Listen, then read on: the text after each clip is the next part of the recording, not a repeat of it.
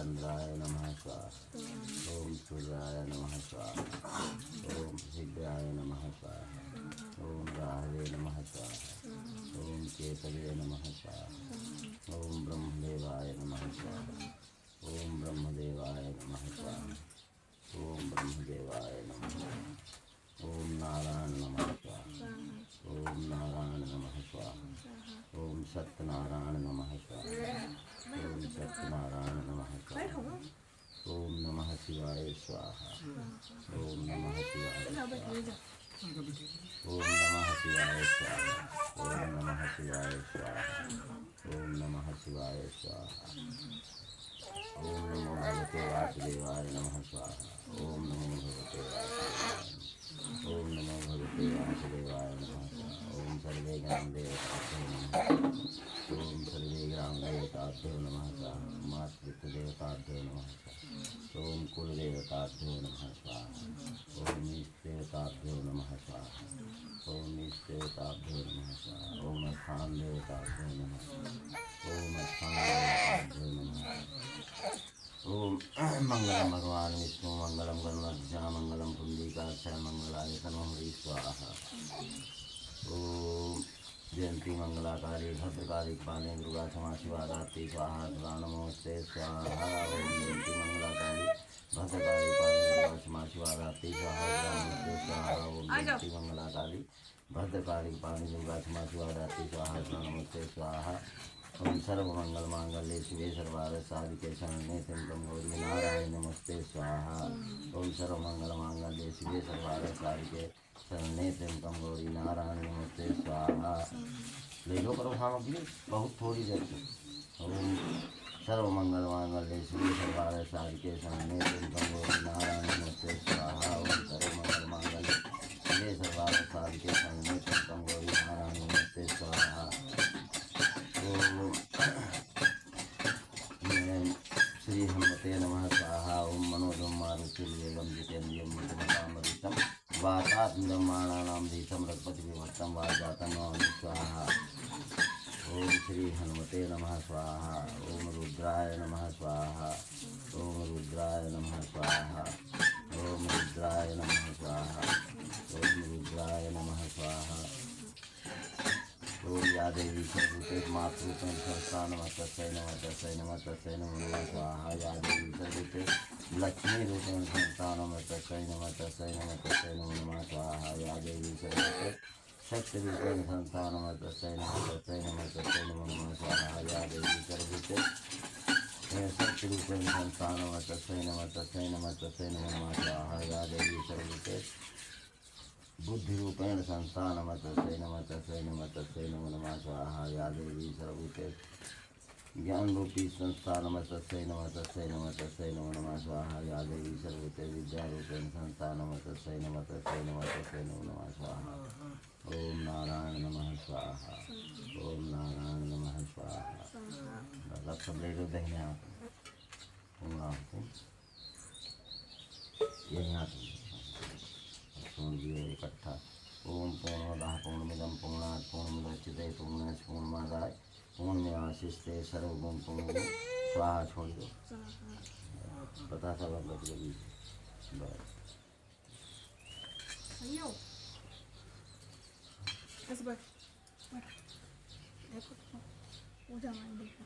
चम्मच भरे कड़वे घी है पकड़ते ऐसे ठंडा के आगे हो सो की देते। यहाँ हवन कुंड वगैरह हो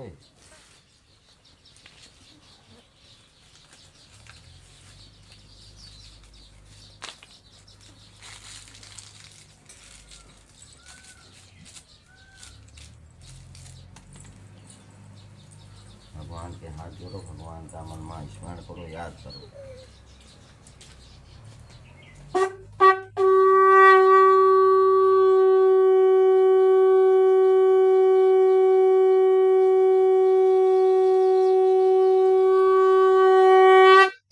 सत्यनारायण स्वामी की जय। बोलो विष्णु भगवान की जय। ओम शांताकारं भुजगशयनं पद्मनाभं सुरेशं विश्वाधारं गगनसदृशं मेघवर्णं शुभांगं लक्ष्मीकान्तं कमलनयनं योर्जानगम्यं वन्दे विष्णुवर्णं सर्वलोकैकनाथं।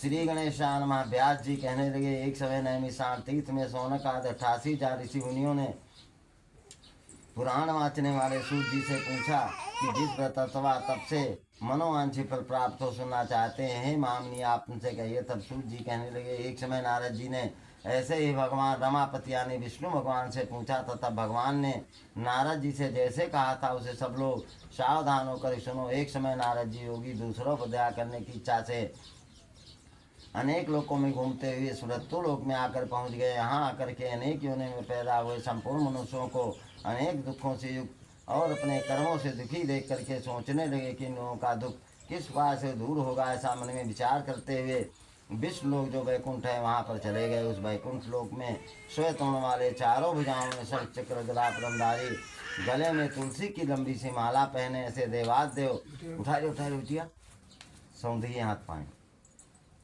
लंबी सी माला पे ऐसे देवादेव विष्णु भगवान को देख करके भगवान की प्रार्थना करने लगे कि वचन और मन से अदृश्य रूप वाले, अनंत रूप वाले, अनंत शक्ति वाले, आदि मध्य से रहित निर्गुण गुणों को प्रकट करने वाले, समस्त श्रेष्ठ के आदि कारणों भक्तों की क्लेश को नाश करने वाले, ऐसे आपके लिए नमस्कार है। नारद जी की इस प्रकार की प्रार्थना सुनकर यहाँ चल गई। नारद जी की इस प्रकार की प्रार्थना सुनकर के विष्णु भगवान कहने लगे, हे नारदनी आप किस लिए आए हो और आपके मन में क्या है? हे महाभाग, जो सब आप मुझसे कहो मैं आपके संपूर्ण प्रश्नों का उत्तर दूंगा। यह सुनकर के नारद मुनि कहने लगे, इस मनुष्य लोक में समस्त जीव अनेक योनियों में जन्म लेकर के पाप कर्मों से दुखित हो रहे हैं। हे नाथ, यदि आपकी मुझ पर दया है तो एक छोटा सा उपाय बताएं जिससे उन प्राणियों का दुख दूर हो जाए। तब भगवान कहने लगे, हे पुत्र, संसार पर कृपा करने की आकांक्षा से तुमने बड़ी उत्तम बात पूछी है, जिसके करने से जीव मोह से छूट जाता है। सुनो, सत्यनारायण के व्रत को भली भांति विधिपूर्वक करके मनुष्य शीघ्र ही सुख को भोगता है और अंत में मुक्ति पाता है।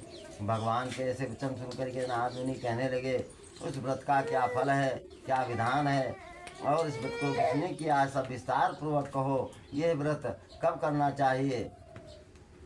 यह सुनकर के भगवान कहने लगे, यह व्रत दुख शोक का नाश करने वाला, धनदान का वृद्धि देने वाला है, सौभाग्यता संतान का देने वाला है, सर्वत्र विजय देने वाला है। जिस किसी भी दिन मनुष्य की श्रद्धा भगवान पर हो, उसी दिन ब्राह्मण और परिवार वालों के समेत घर में तत्पर होकर भगवान सत्यनारायण की पूजा करे। भक्ति से सवा पसेरी या सवा सेरे सवा पाव गेहूं के आटे, गेहूं का आटा न मिले तो 60 यानी चावल के आटे की गुड़ डाल के अथवा शक्कर डाल करके पंजीरी बनावे। फिर पंचामृत में शालिग्राम को स्नान कराकर भक्तिभाव से स्नान कराकर सब प्रसाद भक्तिभाव से इकट्ठा करके था केले की फलियाँ, अगर केले की फलियाँ न हो ऋतुफल भगवान को अर्पित करे और भगवान का भोग लगाए। फिर ब्राह्मण को दक्षिणा देकर इष्ट मित्रों के समेत सावधान होकर कथा को सुने। फिर बंधुओं के समेत ब्राह्मण को भोजन करावे। फिर रात में भक्ति पूर्वक सबको प्रसाद बांटे और अपने आप भी प्रसाद पावे तथा रात में जागरण नृत्य गान आदि करे। फिर जो भी कथा सुनना है भगवान सत्यनारायण का स्मरण करते हुए अपने घर को चला जावे। ऐसा करने से निश्चय ही मनुष्यों के मनोरथ पूर्ण होते हैं।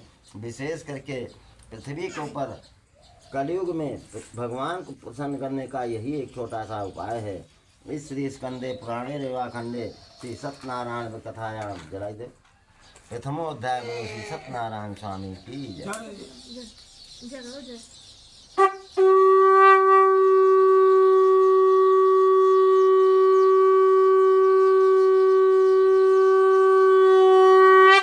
बोलो विष्णु भगवान की जय।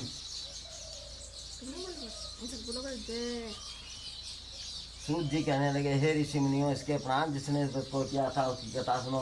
काशीपुरी नामक एक सुंदर नगर है, वहाँ पर एक शतानंद नाम का गरीब ब्राह्मण रहा करता था। वो ब्राह्मण भूख और प्यास से व्याकुल होकर सदैव पृथ्वी के ऊपर घूमा करता था। ब्राह्मणों से अधिक स्नेह करने वाले भगवान सत्यनारायण जो हैं बूढ़े ब्राह्मण का रूप धारण करके आदर पूर्वक उसके पास जाकर पूछने लगे कि हे विप्र, हे ब्राह्मण, तुम इस पृथ्वी के ऊपर अत्यधिक दुखी होकर नित्य पथ क्यों घुमा करते हो? हे दुष्येष, वो सब कांड में भी सुनना चाहता हूँ, सो मुझको बताइए। तब वो ब्राह्मण कहने लगा, मैं बड़ा ही गरीब ब्राह्मण हूँ, भिक्षा के लिए इस पृथ्वी के ऊपर घुमा करता हूँ। हे प्रभु, यदि मेरी इस निधनता दूर करने का कोई आप उपाय जानते हैं तो कृपा करके मुझसे कहो। यह सुनकर के वृद्ध रूपधारी भगवान कहने लगे, सत्यनारायण भगवान वांछित फल के देने वाले हैं। हे विप्रवर, तुम उन्हीं की पूजा और उत्तम व्रत को करो, जिसके करने से मनुष्य के सभी प्रकार के पाप नष्ट हो जाते हैं। यत्न पूर्व व्रत की सब विधवतरा करके वृद्ध विप्रूपधारी भगवान सत्यनारायण जो है वहीं अंतर्ध्यान हो गए। फिर उस ब्राह्मण ने सोचा कि बूढ़े ब्राह्मण का के बतलाए हुए व्रत को मैं अवश्य करूँगा। इसी चिंता में उस ब्राह्मण को सारी रात्रि निद्रा नहीं आई।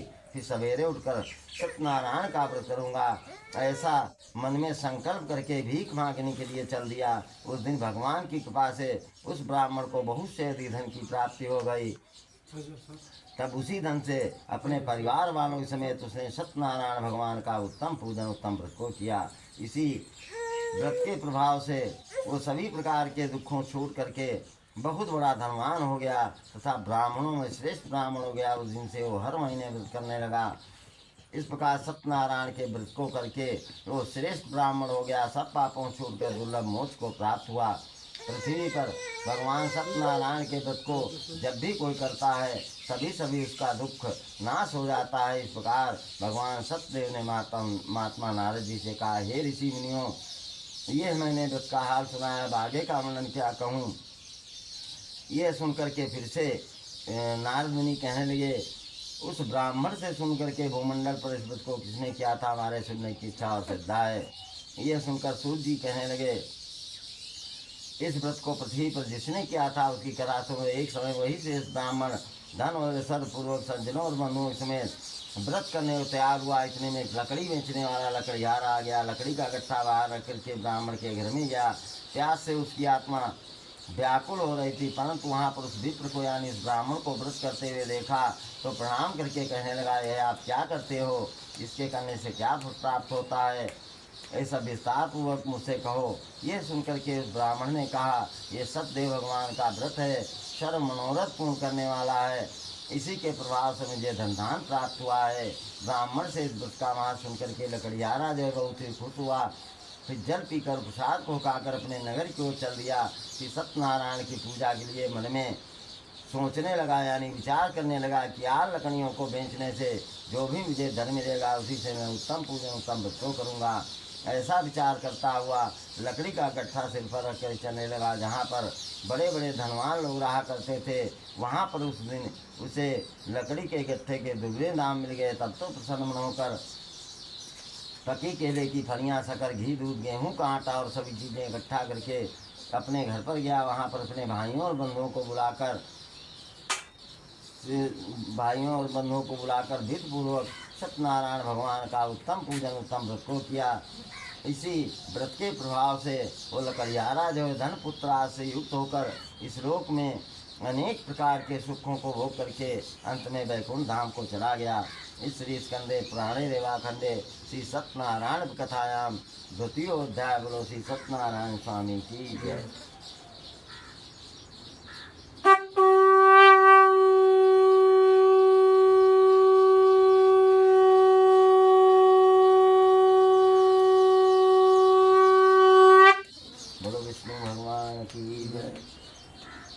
सूत जी कहने लगे, हे मुनिव्रव, आगे की कथा सुनो। पहले समय में एक उल्कामुख नाम का राजा बड़ा बुद्धिमान जितेंद्रिय सत्यवादी राजा हुआ। और राजा नित्य देवालय और मंदिरों में जाकर के ब्राह्मणों को दान दिया करता था। उस राजा की अत्यंत सुंदर कमलमुखी पतिव्रता स्त्री थी। एक समय राजा और रानी जो है भद्रशिला नदी किनारे शीतलदेव भगवान का व्रत कर रहे थे। इतने में शेख साहूकार यानी साधु नाम का वैश्य वहाँ पर आकर प्रस्तुत हुआ। वो साहूकार व्यापार के निमित्त अनेकों प्रकार की चीज़ें नाव भर करके नाव को नदी किनारे ठहरा करके वो राजा के समीप में गया। साहूकार जो राजा को व्रत करते हुए देख करके विनम्र होकर पूछने लगा। साहूकार ने कहा, हे राजन, अत्यंत भक्तिपूर्वक यह आप क्या करते हो, ये सब मुझसे प्रकट करो, इस समय मेरी पूर्ण सुनने की इच्छा है। तब राजा ने कहा, हे साहूकार, मैं अतुल तेज वाले जो विष्णु भगवान हैं उन्हीं की पूजा व्रत कुटुंबियों सहित पुत्र आदि की प्राप्ति की इच्छा से करता हूँ। राजा के ऐसे वचन सुनकर के उस वैश्य ने कहा, हे राजन, इस व्रत का हाल मुझसे बताओ, मैं भी आपका कहना करूँगा। कारण मेरे भी कोई संतान नहीं है और इस व्रत के प्रभाव से निश्चित ही संतान होती। राजा ने व्रत की सब विधि वैश्य को बतलाई। तो वह वैश्य व्यापार से निवृत्त होकर आनंद पूर्वक घर में आकर संतानदायक व्रत का हाल अपनी स्त्री से कहा। जब मेरे कोई संतान होगी तभी मैं इस व्रत को करूँगा। इस प्रकार उस श्रेष्ठ वैश्य ने व्रत की महिमा अपनी स्त्री लीलावती से कह सुनाई। एक दिन धर्मपारायण उसकी सती स्त्री प्रसन्न चित्त पति के संयोग द्वारा सतदेव की कृपा से गर्भवती हो गई। फिर 10वें महीने में उसके एक सुंदर कन्या उत्पन्न हुई। वो कन्या दिनों दिन ऐसे बढ़ने लगी जैसे शुक्ल पक्ष का चंद्रमा बढ़ता जाता है।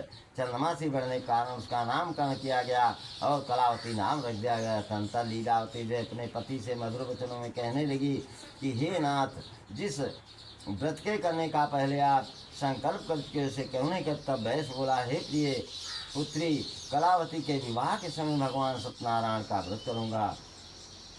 इस प्रकार अपनी स्त्री को समझाकर वो व्यापार करने के नगर से चला गया। तत्पश्चात कलावती दिनों दिन सियानी होने लगी। एक दिन उस धर्मज्ञ वैश्य ने सखियों के साथ में कलावती को विवाह के योग्य देखा तो मन में विचार किया और सलाह करके शीघ्र ही दूत को भेजा कि पुत्री के लिए श्रेष्ठ वर को ढूंढो। उसकी आज्ञा पाते ही दूत कंचनपुर नामक नगर में गया। वहाँ से एक सुंदर वैश्य के पुत्र को ले आया। सुंदर और गुणवान वैश्य के पुत्र को देख करके अपने जात वालों परिवार वालों समेत प्रसन्न होकर वैदिक विषय वैश्य ने कन्या का कन्यादान कर दिया। किंतु दुर्भाग्यवश कन्या के विवाह के समय में भी उत्तम व्रत करना भूल गया, जिससे सत्यनारायण स्वामी जो है रुष्ट हो जाते हुए फिर कुछ दिन बीते। अपने कर्म में चतुर दामाद को अपने साथ में लेकर व्यापार करने के लिए नगर से चल दिया। जब वो दोनों राजा चंद्रकेत के रमणीक नगर पहुंच गए, उसी समय सतदेव स्वामी ने उस साहूकार को झूठा देख करके श्राप दे दिया कि तुझको यहाँ पर महादारुण दुख मिलेगा। एक दिन राजा चंद्रकेत के धन को चोर लोग जो है चुरा करके उसी जगह पहुँच गए जहाँ पर वो दोनों ससुर दामाद ठहरे हुए थे। इसके उपरांत राजा के सिपाही लोग दौड़ते हुए राजा का धन देख करके उन दोनों साहूकारों को बांध कर ले जाकर राजा के पास कहने लगे, हे राजन, दो चोर हम पकड़ करके ले आए हैं, देख करके आज्ञा दीजिए। राजा की आज्ञा पाते ही सिपाहियों ने झट दोनों ससुर दामाद को खूब कसकर बांधकर बिना विचारे जेल खाने में डलवा दिया। सत्यदेव की माया से किसी ने उनकी बात भी नहीं सुनी तथा राजा ने उनका सब धन खजाने में जमा करवा लिया। सत्यनारायण के हिसाब से वैश्य के घर में स्त्रियाँ जो थीं बहुत ही दुखी हुई। घर में जो कुछ धन था सब चोर लोग चुरा ले गए। वैश्य की स्त्री आज मानसिक शारीरिक क्लेश से युक्त होकर भूख और प्यास से व्याकुल होकर अन्न की चिंता में घर घर घूमने लगी। एक दिन कलावती जो है भूख और प्यास से व्याकुल होकर एक ब्राह्मण के घर में गई। वहाँ पर जाकर उसने सत्यनारायण का व्रत होते हुए देखा। तब वहाँ बैठ करके कथा सुनी और वरदान मांग करके प्रसाद को खाकर रात में अपने घर को गई। तब कलावती से लीलावती प्रेम से पूछने लगी, हे पुत्री, इतनी रात्रि चली गई, तुम कहाँ रही, तेरे मन में क्या है। तब कलावती शीघ्र ही अपनी माता से कहने लगी, हे माता, मैंने शतानंदी पिता मनोरथ पूर्ण करने वाला सतदेव भगवान का एक व्रत देखा है। कन्या के मुख से ऐसे वचन सुन करके लीलावती जो है बहुत ही प्रसन्न हुई और सतदेव भगवान का व्रत उसी रात्रि में करने को तैयार हो गई। फिर उस पतिव्रता श्री लीलावती ने अपने भाइयों और बंधुओं को बुलाकर सतदेव भगवान का व्रत किया और यह वरदान मांगा कि हमारे पति व दामाद शीघ्र ही अपने घर को आ जाएं। मेरे पति व दामाद के अपराध को आप क्षमा कर दो। इस प्रकार इस व्रत के करने से सतदेव स्वामी जो है प्रसन्न हो गए। फिर राजा चंद्रकेत को उसी रात में स्वप्न दिखला और कहा कि हे राजन, कारागार में बंद दो वैसे उनको प्रातः काल होते ही छोड़ दो। जितना उनका धन ले लिया है सब उन्हें दे दो। यदि ऐसा नहीं करोगे तो धन पुत्र समेत तुम्हारा राज्य समेत तुम्हारा नाश कर दूंगा। ऐसा कह करके सतदेव स्वामी जो है अंतर ध्यान हो गए। फिर सुबह होते ही यानी सवेरा होते ही राजा ने स्वजनों समेत सभा में बैठ करके सबसे अपना स्वप्न का हाल बतलाया। और आज्ञा दी कि जेल में पड़े दोनों साहूकारों को छोड़ दिया जाए। राजा कैसे वचन सुनकर ये दोनों वैश्यों को जेल से निकाल करके राजा के सामने लाकर सिपाही लोग कहने लीजिए दोनों वैश्यों की हथकड़ी बेली हर करके नहीं आए। फिर दोनों वैश्यों ने राजा चंद्रकेत को नमस्कार किया। राजा जो है उन दोनों को देख करके आदर समेत कहने लगा, ऐसा तुम्हें भाग्यवश महादुख मिला, तुम्हें मुझसे कुछ भी डर नहीं है। फिर उसकी हजामत आज बनवाई। फिर वस्त्र आभूषण देकर राजा ने उन्हें संतुष्ट किया तथा जितना उनका धन ले लिया था उससे दुगना धन उनको दे दिया और कहा कि हे महाजनों, अब आप अपने घर को जाओ। राजा को प्रणाम करके प्रसन्नतापूर्वक दोनों साहूकार अपने देश की ओर चल दिए। इस श्री स्कंदे पुराणे रेवाखंडे श्री सत्यनारायण कथायाम तृतीयोध्याय। बोलो श्री सत्यनारायण स्वामी की जय।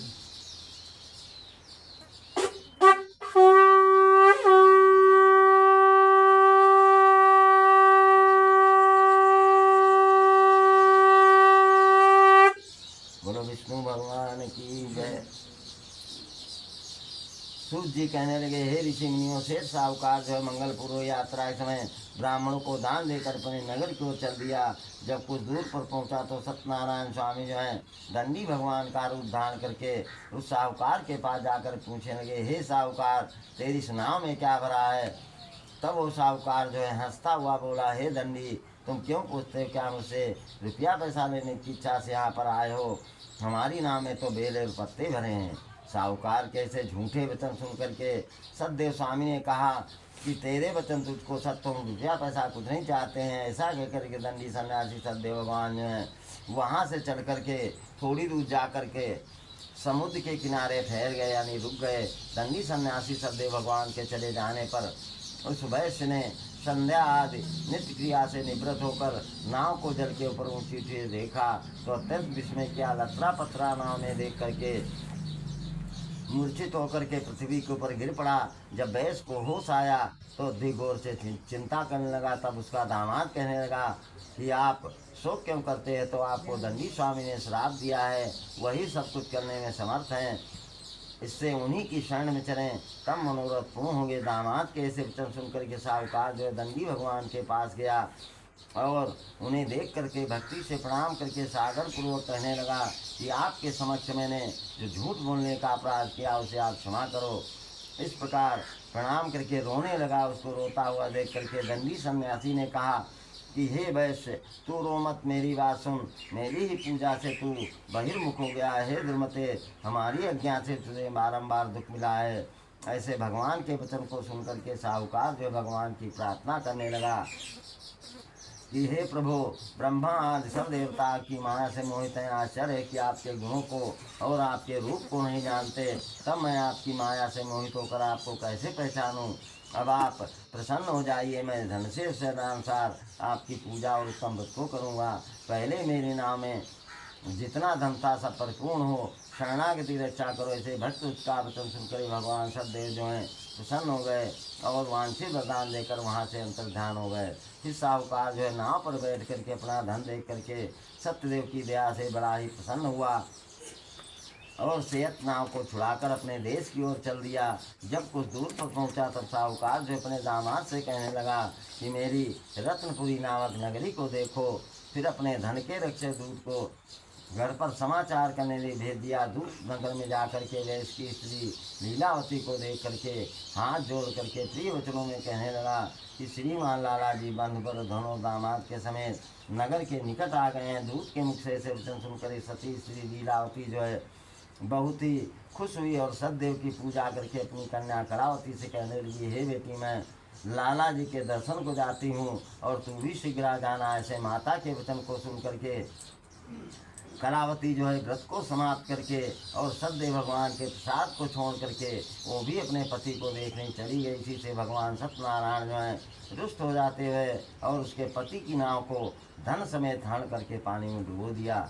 जब कन्या कलावती ने अपने पति को नहीं देखा तो महादुख से रोती हुई पृथ्वी के ऊपर गिर पड़ी। उस समय अदृश्य नौका और कलावती को अतिथि दिखी देख करके सेठ साहूकार जो है व्याकुल होने लगा।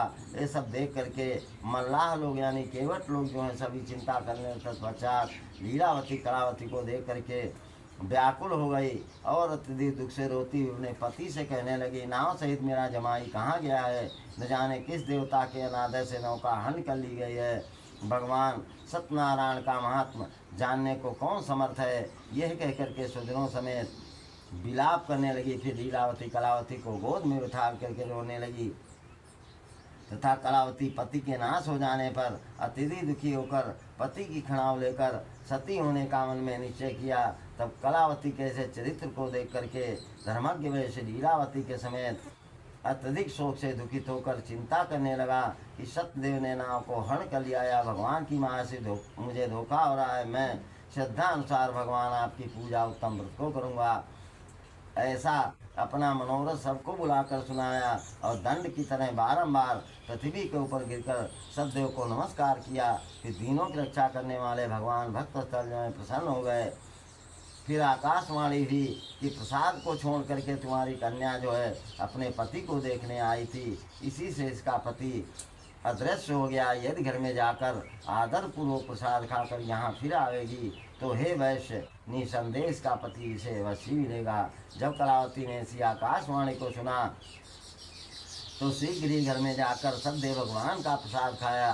फिर जब लौट करके वहाँ पर गई तो अपने पति का दर्शन पाया। फिर कलावती जो अपने पिता से कहने लगी, अब घर चलो, विलम्ब क्यों करते हो? कन्या के मुख से इसे वचन सुन करके साहूकार जो है बहुत ही प्रसन्न हुआ और विधि पूर्वक भगवान सतदेव की पूजा करके अपने धन और बंधुओं के साथ घर पर गया। जब तक जीवित रहा तब तक सदैव हरेक पूर्णिमा और हरेक संक्रांत को नियम से सदैव भगवान का पूजन करने लगा। इसी पूजन के प्रभाव से इस लोक में अनेक प्रकार के सुखों को भोग करके अंत समय में भगवान सत्यदेव के वैकुंठ धाम को चला गया। इस श्री स्कंदे पुराणे देवाखंडे श्री सत्यनारायण कथायाम चतुर्थो अध्याय बोलो श्री सत्यनारायण स्वामी की जय।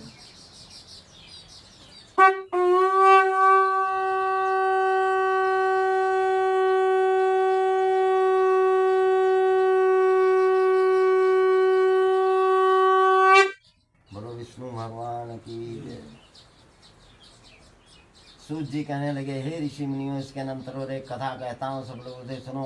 प्रजापालक पंगद्ध नाम का राजा इसी पृथ्वी पर हुआ। उसने सतदेव भगवान के प्रसाद को त्याग करके दुख पाया था। एक दिन राजा जो है शिकार को खेलने के लिए जंगल में गया। वहाँ पर अनेक प्रकार के पशु पक्षियों को मारकर एक बरगद वृक्ष नीचे आकर बैठ गया। वहाँ पर संतुष्ट भक्ति पूर्वक ग्वाल बाल लोग यानी गोप लोग जो हैं श्री सतदेव भगवान का पूजन कर रहे थे।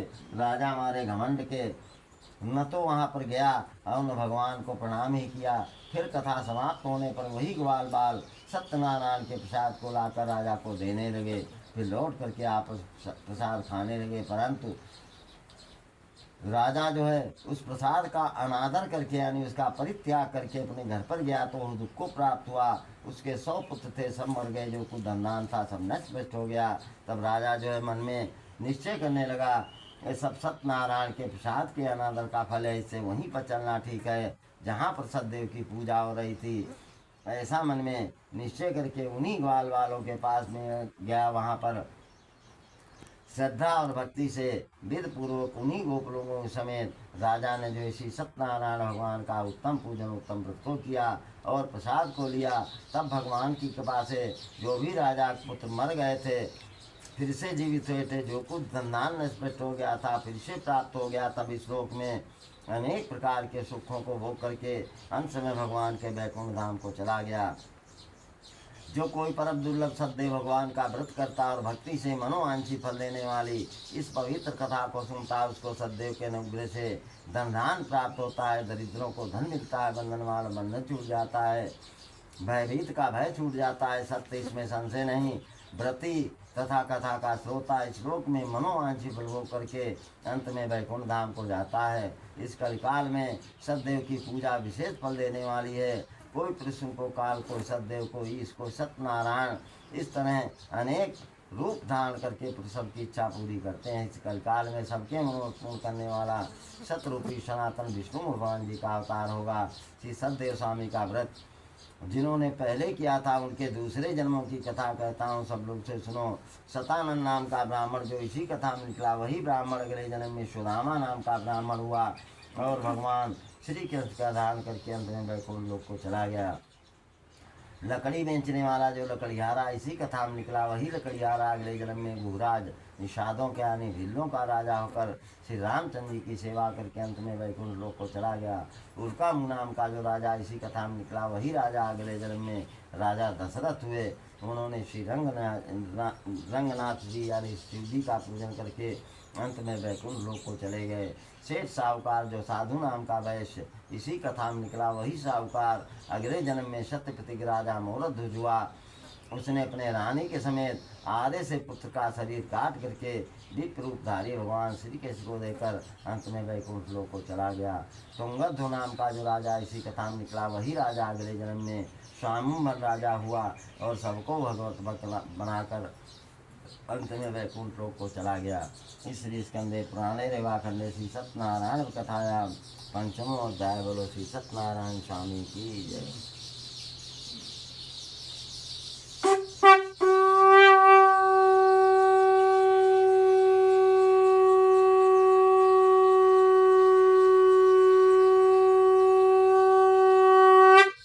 बोलो विष्णु भगवान की जय।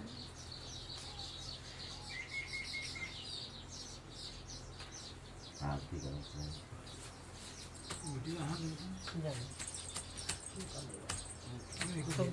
पौड़ा दिया पंखा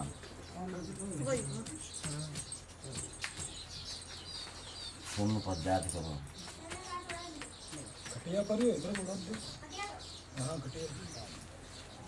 धीरे धीरे बहुत से आ रहा। ओम जय लक्ष्मी रमणा श्री जय लक्ष्मी रमणा सत्यनारायण स्वामी जन पातक हरना। ओम जय लक्ष्मी रमणा रत्न जरित सिंहासन अद्भुत छविराजे नारद करत निरंजन घंटा ध्वनि बाजे। जय लक्ष्मी रमणा प्रगट भये कलिकारण दुज को दरस दियो बूढ़ा ब्राह्मण बन कर कंचन महल कियो। जय लक्ष्मी रमणा दुर्बल भील कराल जिन पर कृपा करी चंद्रचूर्ण एक राजा तिनकी विपत्ति हरि। जय लक्ष्मी रमणा वैश्य मनोरथ पायो श्रद्धा तज दीनी सो फल भोग्यो प्रभु जी फिर स्तुति कीनी। ओम जय लक्ष्मी रमणा भाव भक्ति के कारण क्षण क्षण रूप धरो श्रद्धा धारण कीनी तिनको काज सरो। जय लक्ष्मी रमणा ग्वाल बाल संग राजा बन में भक्ति करी मन वांछित फल दीना दीन दयाल हरि। ओम जय लक्ष्मी रमणा चढ़त प्रसाद सवाया कदली फल मेवा धूप दीप तुलसी से राजी शत देवा। ओम जय लक्ष्मी रमणा श्री सत्यनारायण जी की आरती जो कोई गावे स्वामी प्रेम सहित गावे। कहत शिवानंद स्वामी भजत हरि हरि श्याम मन वांछित फल पावे। ओम जय लक्ष्मी रमणा श्री जय लक्ष्मी रमणा। परिक्रमा ले लो, तुम थरिया पकड़ लो, तुम खाली घूम जाओ। एक जनो पकड़ लो थरिया, ऐसे घूम जाओ बैठोगे। एक परिक्रमा कर लो, तुम घूम जाओ। हरि शुद्धा ओम ज्ञान कांड चा पापान जन्मंतर कृतान चा तान सर्वान सं प्रदक्षिणायाम पदे पदे। बोलो विष्णु भगवान की जय। बोलो सत्यनारायण स्वामी की जय। बोलो सच्चिदानंद भगवान की जय। हाँ बोलो आरती बोलो।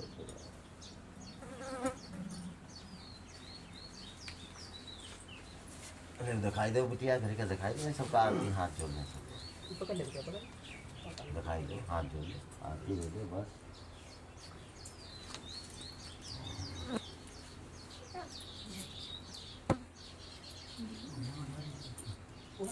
थरिया में डाल दो।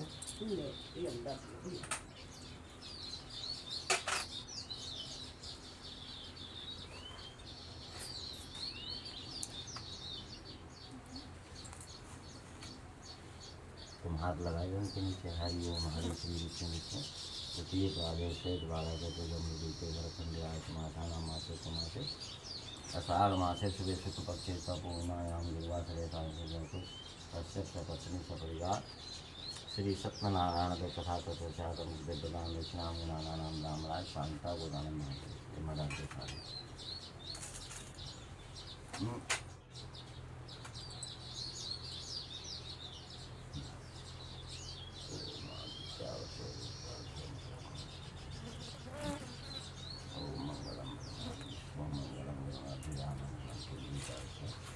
मंगलाय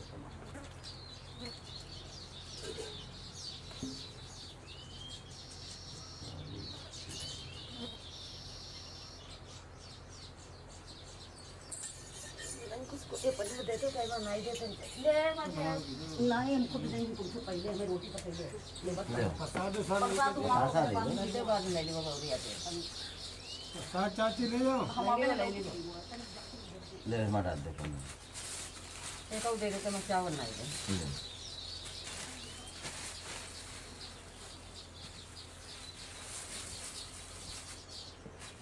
ले दे मैं चावल निकाल दे पैसे निकाल दे कौन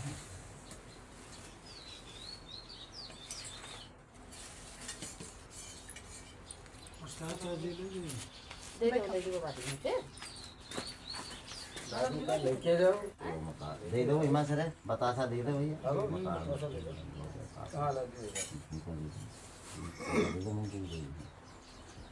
दे दे लेट मत दो तुम दे दो तुम बोलो मीठो ही वो आई जा तुलसी का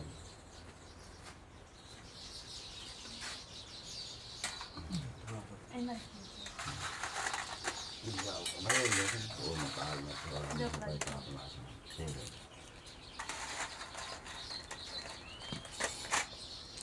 हाँ दे दो ना और दे दो मैं पीछे दे दो चला उठाओ तुम ले बहू कौन ले लो ओम मंगलम भगवान विष्णु मंगलम गरुड़ मंगलम पुण्यराज मंगलम हाँ ये का केला काट दे हो तो इधर काट दे दो एक एक कटरिया में बनाए है तब है मीठा बंद करो